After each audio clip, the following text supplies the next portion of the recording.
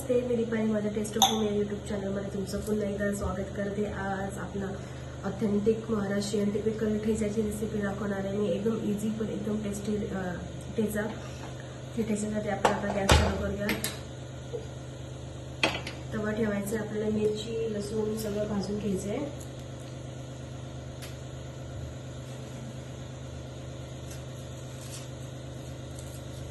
तवा थोडासा तापला की आपण त्याच्यावरती लसूण मिरची वगैरे सगळं टाकून घेणार. शेंगदाणे सुद्धा, शेंगदाण्याचं तुम्हाला नजर घालायचं तर तुम्ही विदाऊट शेंगदाण्याला सुद्धा ठेचा करू शकता.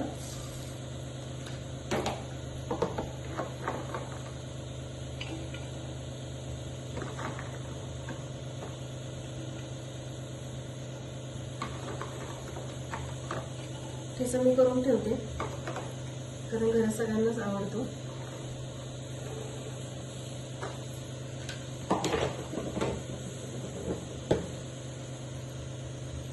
तो आपला व्यवस्थित तापलाय.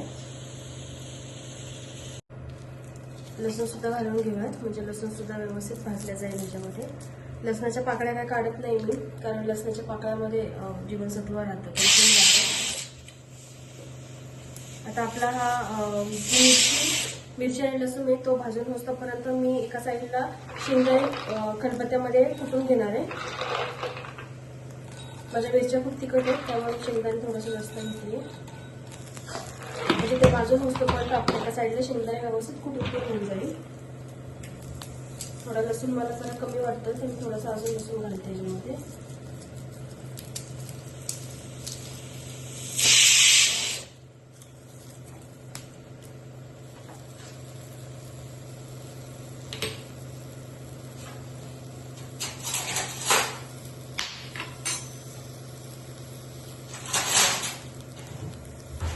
मिरच्या भाजतात त्यामुळे त्याचा टच आवाज यायला सुरुवात होईल. आता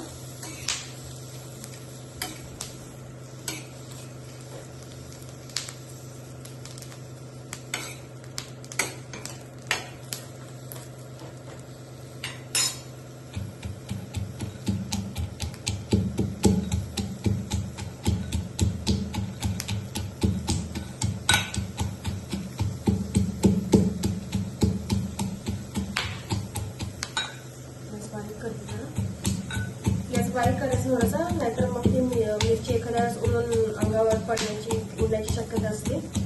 अशाच ऑथेंटिक महाराष्ट्रीयन फूडसाठी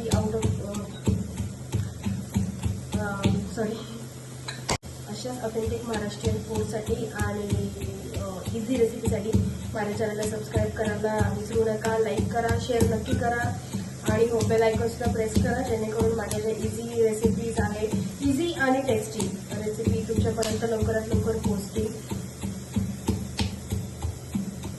कारण जे वर्किंग वुमन असतात त्यांना सगळं करून घर ऑफिस तर फूडही चांगलं हवं आहे. कारण आपण दिवसभराचा जो थकवा असतो तो आपल्या फूडच्या एका बाईटनी निघून जातो. म्हणजे लिटरली ती टेस्ट आणि ते सुख असतं की हा बाबा आपण आज दिवसभर थकलेलो आहे.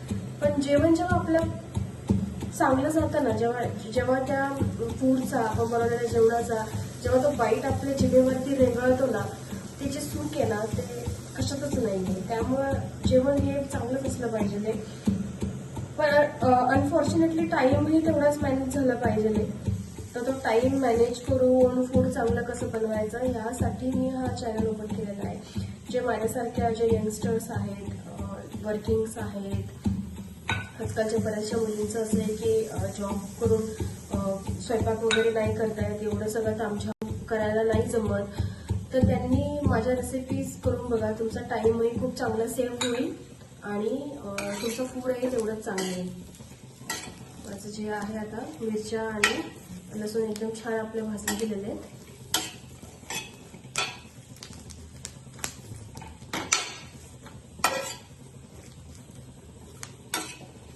कारण आपल्या ज्या आया होत्या, आपल्या ज्या मम्मीज होत्या, त्यांचं जे जेवण राहायचं ते जेवण म्हणजे प्रॉपर आपलं वाटण घाटण करून छान एकदम टेस्ट वगैरे. आईच्या जेवणाची टेस्ट ही कुठल्याच गोष्टीला कधीच नसते. म्हणजे आई ती आई असते, पण तेवढा तामझाम करायला आपल्याकडे तेवढा वेळ नाही आहे आजकालच्या दगदगीच्या जीवनामध्ये. आपली लाईफस्टाईल वेगळी, त्यांची लाईफस्टाईल वेगळी होती. त्यामुळे मग आपल्या ह्या इझी रेसिपी आहे, त्याच्यामुळे तुमचं जेवणही चांगलं होतं, जेवणाला टेस्टही तेवढीच चांगली येते आणि तुमचा टाइमही सेव्ह होतो. आता आपण हे मिरच्या काढून घेऊया. गॅस बंद करतेय मी शेंगदाणे कुटून घेतलेले एकीकडं. आता हे शेंगदाणे एका वाटीमध्ये काढून घेते मी.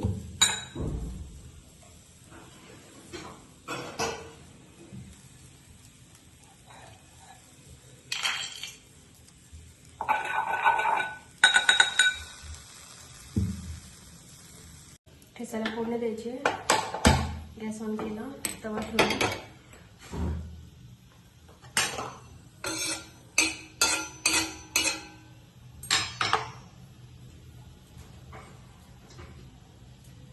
तवा आपला ऑलमोस्ट तेवढा गरमच आहे, त्यामुळे एक दोनच तेल घालूया. तवा आपल्याला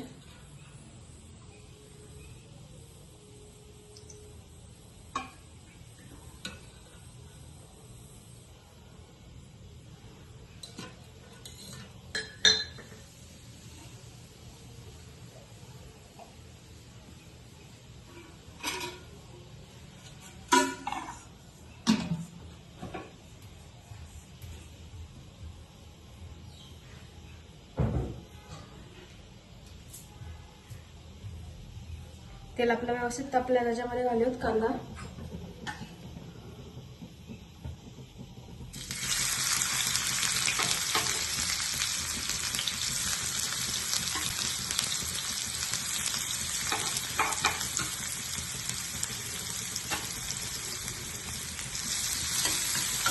मी तेल थोडंसं जास्त घातलेलं, कारण त्याच्याला थोडंसं तेल जास्त आता खाली ते चिकन थोडंसं मिक्स झालं. कारण तिथं मग आपण कुटताला सुद्धा मीठ घातलं होतं. आणि त्याचा आपण जर मिरची आणि लसूण ठेचलेलं आहे ते कांद्यात टाकायच्या आधी कांदा लालसर करून घ्यायचा आहे. जरी मेक शुअर की तुम्ही दारात खिडक्या सगळ्या घरातले उघडताल, नाहीतर सगळ्या घरभर ठसका होईल. त्यामुळे दारात खिडक्या सगळ्या व्यवस्थित ओपन करून द्या, म्हणजे तो ठसका आहे तो सगळा बाहेर निघून जाईल. आता परत घरातले म्हणतील काय केलं आणि तुम्ही म्हणताल दीपाली की सांगितलं नाही की दारात खिडक्या उघडायची म्हणून. कांदा आपला ऑलमोस्ट लाल होत आलेला आहे.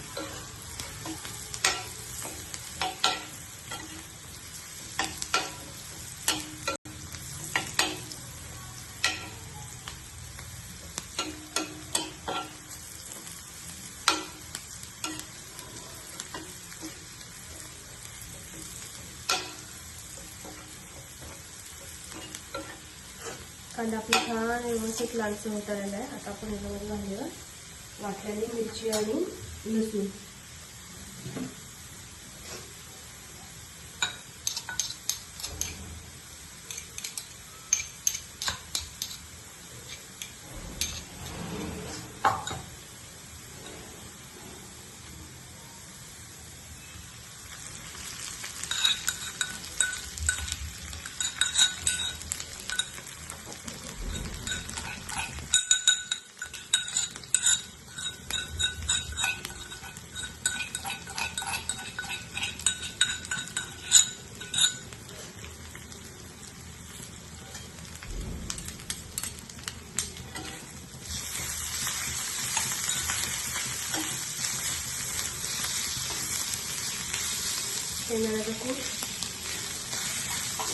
शेंगदाण्याचं कूट नाही म्हणताय ना आपण, जे बारीक शेंगदाणे केलेले ते.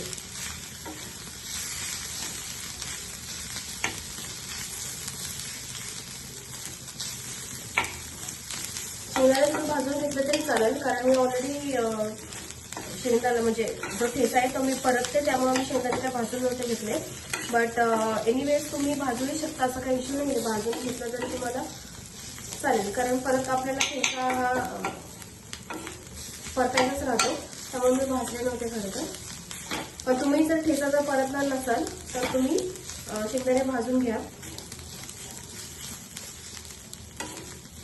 आणि थोडंसं चिकट आपण थोडंच तेल घालूया लावायला मध्ये.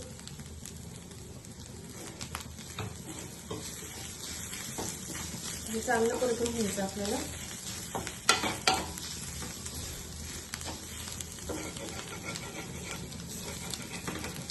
हा आपला ठेचा रेडी आहे. आता ह्याला अजून एका गोष्टीने फ्लेवर येईल, तो म्हणजे लिंबू. त्याच्यामध्ये लिंबू पिळायचा आहे. लिंबू पिळल्यानंतर जी ठेचाची जी टेस्ट आहे ती एक्स्ट्रीम लेवलला जाते. अजून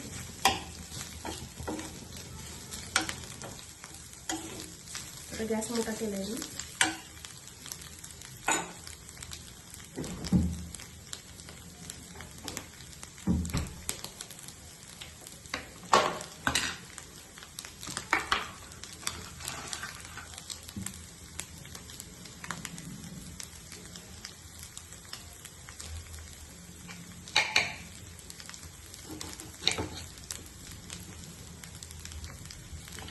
लिंबू पिळायच्या आधी लिंबातल्या बिया सगळं काढून घ्यायच्या आपल्याला. म्हणजे आता त्याच्यात ते ठेच्यामध्ये सगळी बी लागेल मग, आणि ठेच्यामध्येच आपल्या करू लागेल.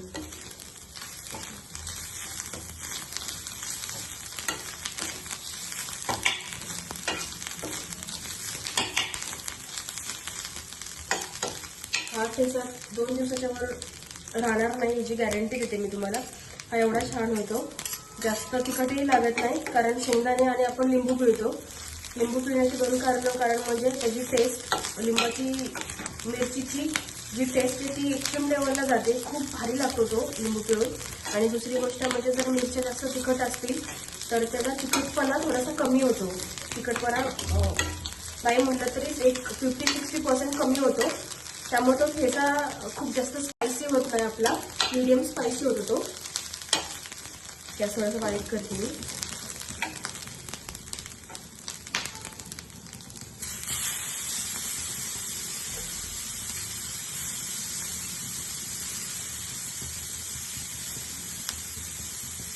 लिंबू मी हातानेच पिळते, कारण ते लिंबू स्क्वीज करायचं जे त्याने निंबा रसाच राहतो तो लिंबामध्ये.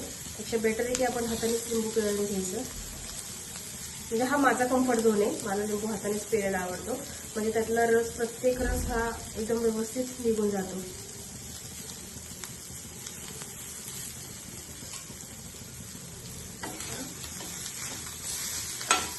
आणि आपला हा ठेचा भाकरीसोबत खाण्यासाठी, चपातीसोबत खाण्यासाठी, डाळ भातासोबत खाण्यासाठी रेडी आहे.